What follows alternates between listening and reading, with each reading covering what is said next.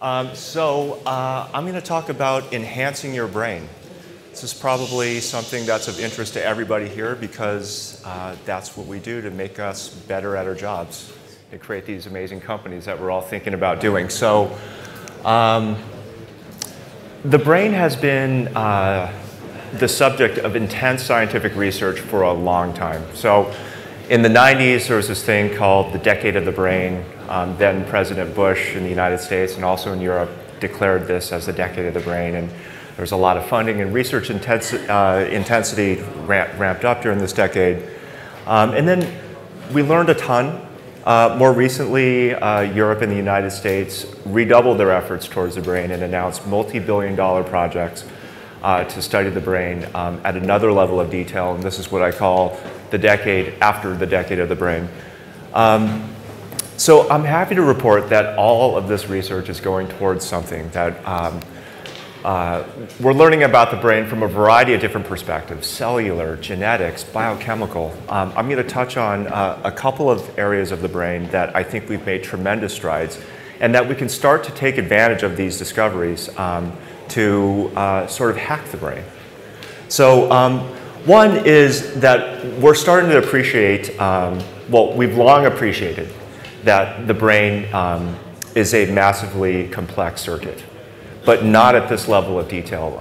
Look at this figure here. This is a DTI image, and this basically shows the cabling or the wiring of the brain across the different processing centers, this level of detail. Another thing is, as I spoke about these processing centers just a second ago, is how specific the functional anatomy is.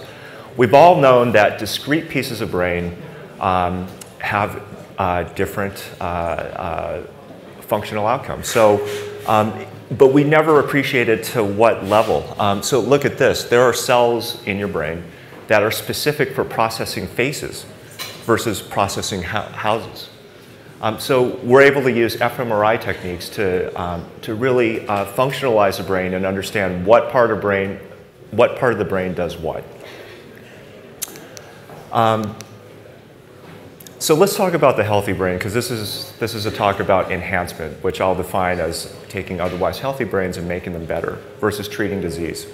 So in the healthy brain, quote unquote healthy, we lose 4% of our working memory per decade, starting in our early 20s. This sucks. Working memory is tightly correlated to fluid intelligence. So when you lose your working memory, you become less intelligent. We all know that the brain freezes at inopportune moments. Have you heard of this phenomenon we call in the United States choking?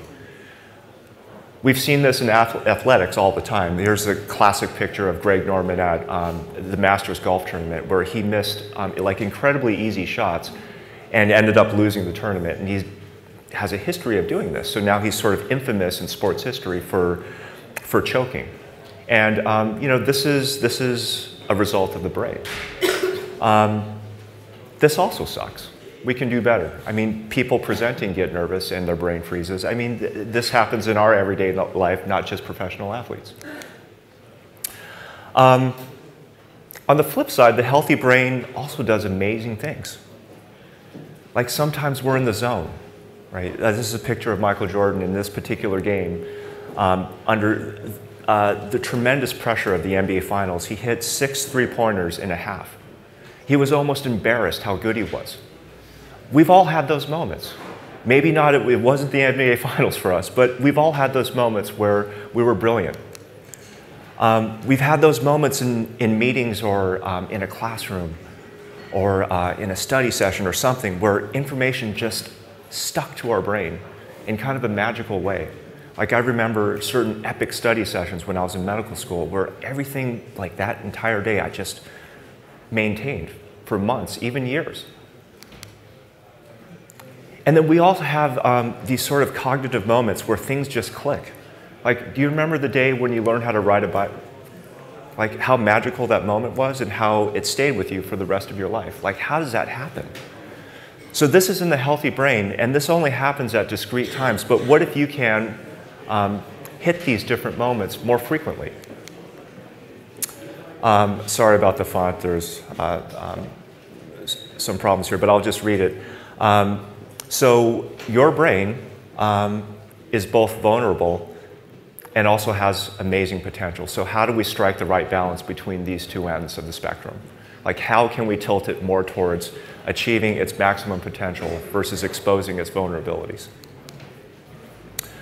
So we do things, right? We make sure that we get enough sleep so that we can wake up in the morning fresh. We may get regular exercise. This is great for brain health. We can take things. Like me, I was falling asleep just 30 minutes ago, and then I just chugged 2 cappuccinos, and now I'm wide awake. Every morning, most of us in this room have some sort of caffeine to jumpstart our brain. We may smoke cigarettes. I mean, nicotine is known to sort of be a neuroactive drug and certainly helps brain function. And this being Francis actually doesn't really deserve to be on this list, but it's France, I had to put it there. Okay, in the next decade, what can we expect to help brain health? What can we hope for to make our brains better? You could consider taking a smart drug, right? And you name any drug that primarily affects the brain, and I will give you a list of at least a dozen side effects. And the reason is that drugs are messy. Drugs rely on chemistry to get to the place that they need to go. And chemistry is, like drugs just don't know where to go. So they'll go to the place where it should go, but they'll also go to places where it shouldn't go. And that's where you get side effects. So this is a messy approach. You may play these brain training games. A lot of these are in development now. Some of them are already commercialized, like Lumosity. The effects are somewhat controversial. The published literature suggests, perhaps incremental benefits. And these incremental benefits, even if you believe that, take months and months of training to realize. So this is too slow. The third option is probably an option that you've never heard of, and that is use a neurostimulation device. And maybe this is just right. Sorry about the font size again. So let's talk about neurostimulation. I believe neurostimulation is a technology that really utilizes the last 10 years of brain research to our advantage. More so than drugs, more so than brain training, more so than any technology that we know. As I spoke of earlier, the brain is this highly electrical organ, right? This is the brain. This is how the brain processes and also communicates from neuron to neuron. So how can we take advantage of that? So if we apply electrodes to the scalp, which creates an electrical field, some of that electrical field can touch the brain. And you can be very precise with this, right? If you move the electrode, you can move the electric field and treat a different part of the brain. This technology has been the subject of intensive scientific research. So there's this really nice hockey stick in the volume of publications. So now there's several thousand publications on this topic. And the data suggests that we can do some really interesting things in healthy people. It's been shown that it can improve motor skills, memory, attention, and even math. In a disease model, it's been shown to help people recover from strokes, people with Alzheimer's, depression, which is a mood disorder, and also chronic pain. So how does this work? Actually, it's fairly simple. So the current version of the device is that you would place electrodes in the precise part of the scalp that overlies the part of the brain that you're interested in. You apply a mild electrical current, emphasis on mild, for about 20 minutes a session, a few times a week.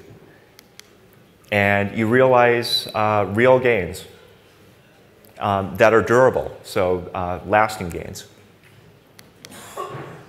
I'm happy to report that Halo has generated some really exciting early results. So we've built one of our own systems, arguably the most powerful in the world. And in our hands, we've tested over 500 subjects now.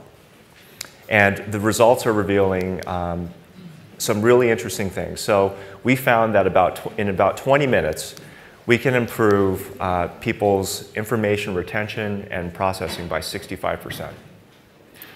So this is, for example, in the control arm, so people that got fake stimulation, they only improved by 14%. So to put that into terms that maybe we can all understand, is that remember what I said, that starting in our early 20s, we start to lose our working memory. So what if I could say, for those who are 50, I can reel back 25 cognitive years. So you could have your brain back when you were 20, you could have the brain of a 25-year-old, your 25-year-old self. We can reel back those years. That's what 65% sort of equates to in brain age. So these results are early, but yeah, they're really exciting, and we're eagerly running more tests to add robustness to this finding. This is the kind of company that Halo that I'm trying to build. So we want to be that company that's rooted in science and medicine.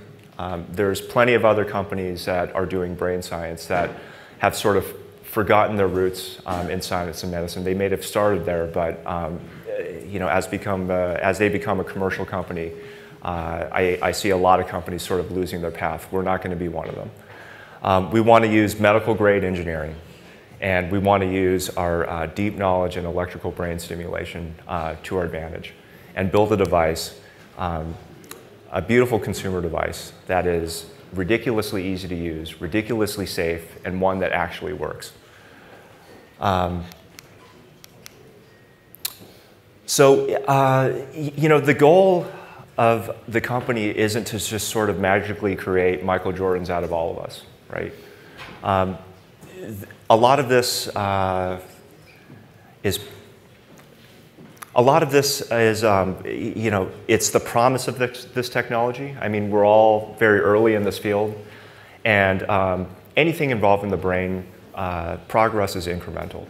So, the point of this talk is to sort of inspire the next generation of brain technologists to think about devices, to inspire the next generation of consumers to consider devices. Not to claim that we've got the cure-all for Alzheimer's and stroke recovery and major depression, not to say that we're going to make Michael Jordans out of all of us, but that we can use brain devices to treat specific parts of brain with less side effects that are safer to use than drugs or anything else that we do.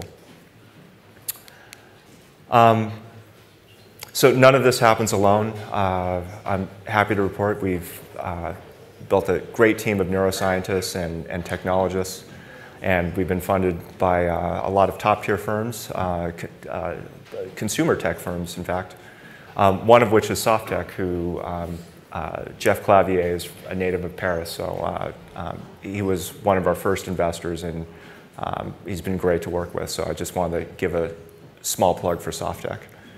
And with that, I thank you very much for your time.